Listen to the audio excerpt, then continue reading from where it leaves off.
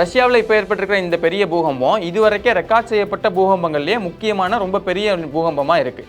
இப்போ பொதுவாக மழை வெள்ளம் இது எல்லாத்தையுமே முன்கூட்டியே ஓரளவுக்கு இந்த மாதிரி நேரங்களில் இதெல்லாம் நடக்க போகுது அப்படிங்கிற மாதிரி நம்மளால் கணிக்க முடியுது. ஆனால் இந்த பூகம்பத்தை பொறுத்த வரைக்கும் இப்போல்லாம் பூகம்பம் வரும் அப்படிங்கிறத கணிக்கவே முடியலையே.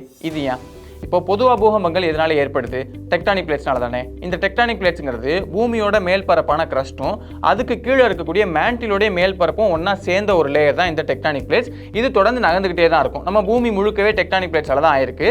அந்த டெக்டானிக் பிளேட்ஸ் எல்லாமே ஒன்றை விட்டு ஒன்று விலகி சிலது போயிட்டு இருக்கும், சிலது ஒன்னோட ஒன்று மோதி உள்ளுக்குள்ளே போயிட்டு இருக்கும். இதில் அதிகப்படியான பூகம்பங்கள் ஏற்படுறதுக்கு முக்கியமான காரணம்னா இந்த டெக்டானிக் பிளேட்ஸ் ஒன்னோட ஒன்று முரசிட்டு போகுதுன்னு சொன்னேன் இல்லையா? அப்படி உரசும் போது அங்கே ஏற்படக்கூடிய உராய்வால் ஒரு அழுத்தம் தொடர்ந்து அப்படியே பில்ட் ஆகிட்டே போகும். நிறைய நேரங்களில் அந்த அழுத்தம் எல்லாமே கொஞ்சம் கொஞ்சமாக அப்படியே ரிலீஸ் ஆயிரும், எந்த பிரச்சனையும் இருக்காது. ஆனால் ஒரு சில நேரங்களில் அப்படி உரசும் போது அங்கே அழுத்தம் டக்குன்னு உருவாகி சடனாக அது அப்படியே ரிலீஸ் ஆயிரும். அப்படி ரிலீஸ் ஆகும்போது தான் நமக்கு பூகம்பங்கள் ஏற்படுது. இந்த பூகம்பங்களை முன்கூட்டியே கணிக்கிறதுக்கு அந்த டெக்டானிக் பிளேட்ஸ் எந்த வேகத்தில் எந்த திசையில் நகர்ந்துகிட்டு இருக்கு, அந்த டெக்டானிக் பிளேட்ஸோட வடிவம் எப்படி இருக்கு, இப்படிங்கிற சில முக்கியமான விஷயங்களை நமக்கு தெரிஞ்சாகணும். ஆனால் உண்மையை சொல்லணும்னா இந்த விஷயங்கள் எல்லாமே நமக்கு ஏற்கனவே தெரியும் தான்.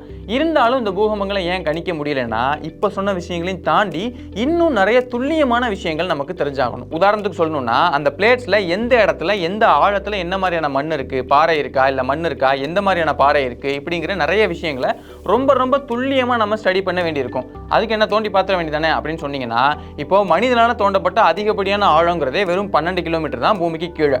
ஆனா இந்த டெக்டானிக் பிளேட்ஸ் 50 கிலோமீட்டர்ல ஆரம்பிச்சு அதிகபட்சமா 200 கிலோமீட்டர் ஆழம் வரைக்கும் கூட இருக்கும். இப்போ இருக்கிற தொழில்நுட்பத்தை வச்சு அவ்வளவு தூரத்துக்கு நம்மளால தோண்ட முடியுமானா கஷ்டம். ஒருவேளை அதையுமே பண்ணிட்டோம் அப்படின்னு வச்சாலுமே கூட அதுக்கப்புறமா அங்க பிரஷர் உருவாகுதுன்னு சொன்னேன் இல்லையா? அந்த பிரஷர் எந்த அளவுக்கு உருவாகுது, அங்க ஏற்படக்கூடிய பிரஷர் எந்த திசையில எவ்வளவு வேகத்துல பயணிக்க போகுது, சடனா எங்கெல்லாம் ரிலீஸ் ஆகும், மெதுவா எங்கெல்லாம் ரிலீஸ் ஆகும், இப்படிங்கிற இன்னும் ரொம்ப ரொம்ப துல்லியமான விஷயங்கள் எல்லாம் ஸ்டடி பண்ணணும்.